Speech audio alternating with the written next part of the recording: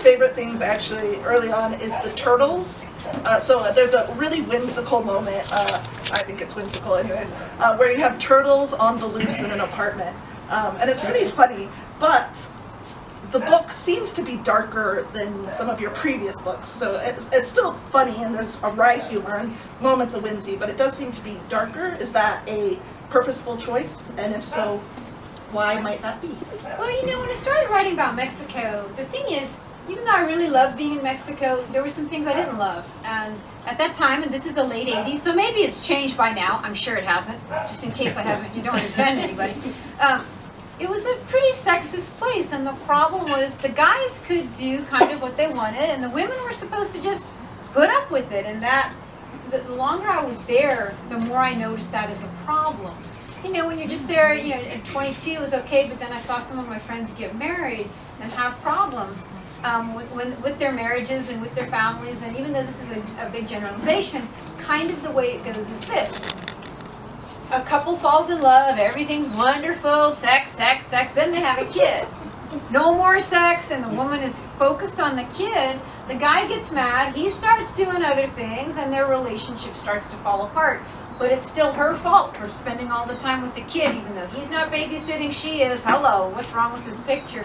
So when I started thinking about some of the things that did happen to my friends down there, even a couple of the teachers I was teaching with, that's how that theme evolved. And this book did come out a little darker. It wasn't, I didn't plan it that way, but the more I thought about Mexico and what goes on, the more that's what happened. Now the turtle thing, actually I did have some friends, they're in Italy though, that's okay, never mind. Throw anything around if you're writing. I do have some friends that they have this aquarium with turtles, and they don't have very much space, and every time I visit I just want to take the turtles and put them on the floor, which I can't do, it's their house, hello. But anyway, but when it's my book, I can put the damn turtles on the floor and they're free. So not all the way free, because we have to keep them from burrowing through the door, right? Well, you know, that, but at least they have a lot more room that way. It's very good. Excellent. So this is the third in the Andy stories. So do readers need to read the first two to understand this one? How do they link together? They're pretty well standalone, I think. I mean, I think if you pick this one up, you know, you would quickly be able to, I mean, they're not that sophisticated that, oh my gosh, I have to have the backstory for the last 1,600 years. But, you know, I mean, there are some links to the stories, but I think you could start anywhere. So, really, when I'm trying to talk to people about the series, I tell them the first one takes place in California, because people who are interested in California can read about California. And the second one takes place in Greece, our favorite place. So that's a good place to start if you want to go on vacation. And this one, even though it starts in Mexico, starts in Durango, Mexico, and then it takes place in Tucson, like half and half. And it's funny because a lot of readers just want to read about places they know. So there you go, half and half. I figured that was a good blend. But it really just kind of happened by accident. Right now, I'm writing the fourth one, and right now Andy is back in Mexico having more problems, although these ones are different. What is it about Mexico that creates an evocative, I guess, atmosphere for mystery, for weird things to happen? You know, that you return to? I think for an evocative place for mystery, you just have to be a mystery writer at heart. Last summer I was in Paris. I'm walking down a really pretty street, but it was kind of isolated, and there were some plants, and I thought, aha, this would be a great place to kill somebody. So after a while, that's just inside you. So don't go on vacation with you. Be nice to me. Be nice. Lucy's a survivor. She's not on vacations with me. Carol's a survivor. See? But don't be a guy that stands me up. Then I don't know. You know what could happen to you. You know, I loved living in Mexico. It was friendly. The people were nice. I felt at home, even though they made fun of me until I learned how to do the jokes a little bit better. But it was really a great place. Then some of those issues did start to bother me the longer I was there. But really, I came back to the States because I was making about $350 a month, which was kind of not that great, but okay for Mexico. But that's what it cost to fly back to the States at that time. So I might have stayed longer. I really did go for 1 year and then stayed 5. But you know, some of my best nights there, we would, because we didn't have any money. So on Saturday night, instead of going out and spending a lot of money, we would go to Flavi's house. And we would sit around with a guitar and we would sing songs. And that's how I had to learn how to play at least a little guitar, because everybody knew except me. I started feeling a little bad about that. But looking back on it, those are the evenings that I remember the most.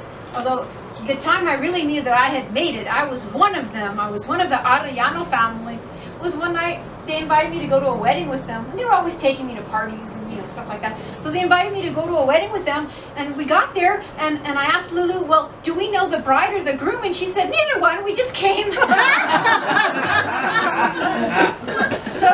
those of you who know about, who know The Hobbit and Bilbo and all those people, kind of crash this place. Look, Mexico, it happens all the time. It's just the way it goes. Oh, you just mentioned music, learning to play the guitar, and you've got your dedication mentions a friend with an audition, and it's really clear when you first talk about the mariachi music and the telenovela theme songs that you know this stuff really well. I should by now. You should by now. So the audition in here, is it as bad as you portray it? So the musicians in the room could have auditioned just laugh because, so in the book there is a part about an audition. I've been silly enough to audition for TSO a couple of times. Both times they turned me down really quick, so it was okay. But yeah, the audition process is really tough. I mean, in Tucson there are a lot of good musicians, so you've got a lot of competition. But even my best audition ever was really pretty bad, except for when I got to Mexico. When I got to Mexico, I called, look at this, you're 22, you'll do any kind of crazy, stupid thing. I called the conductor and asked if I could play, and he said, well, come down and we'll see. So he took a look at me, and he took a look at my violin case, which was a lot better than the violin cases of almost everybody else in the orchestra, and he said, sit down there.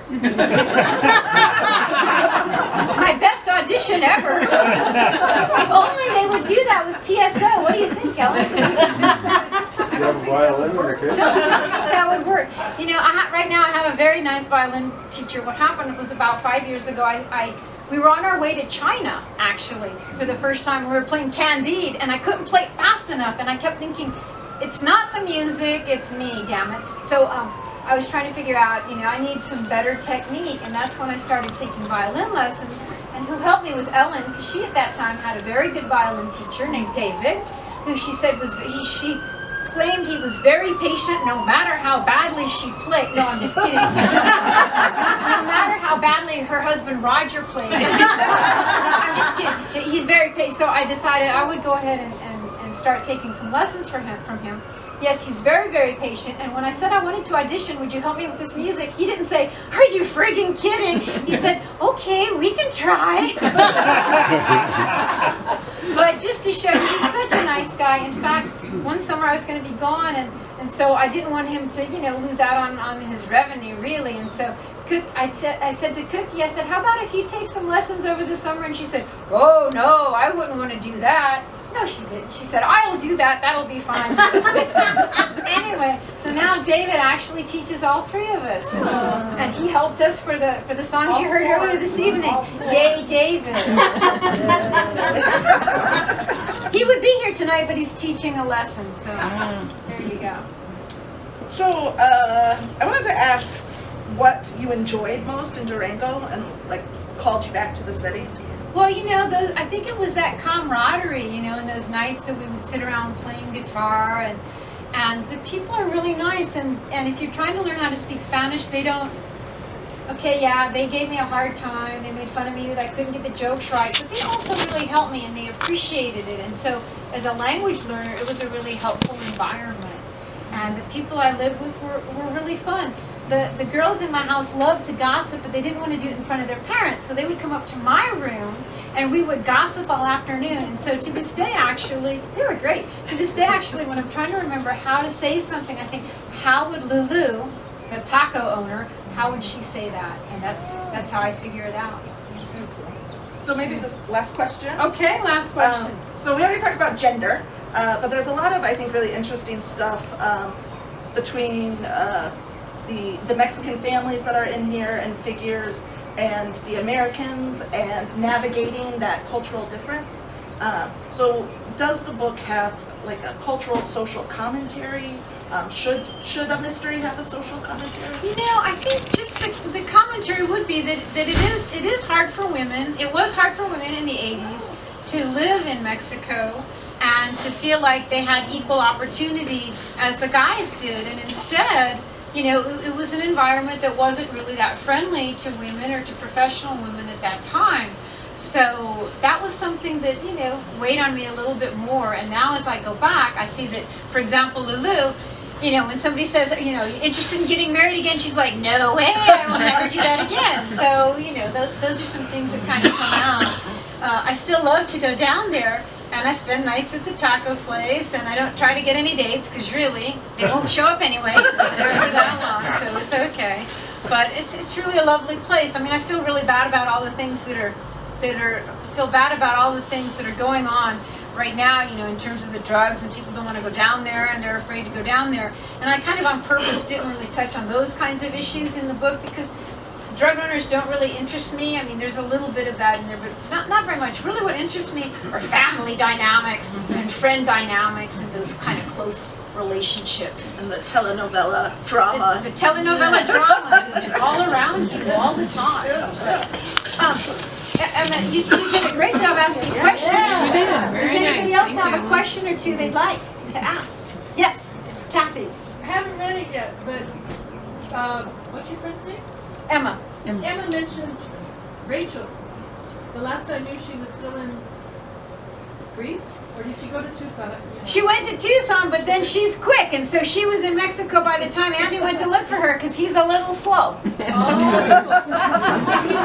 Yeah, he is slow. A little slow. You know, he's getting faster, but Not quite as earnest. he's got to, you know, it's a series. He's got to grow somehow. So, you know, doing what you can. Despite being a man. Exactly.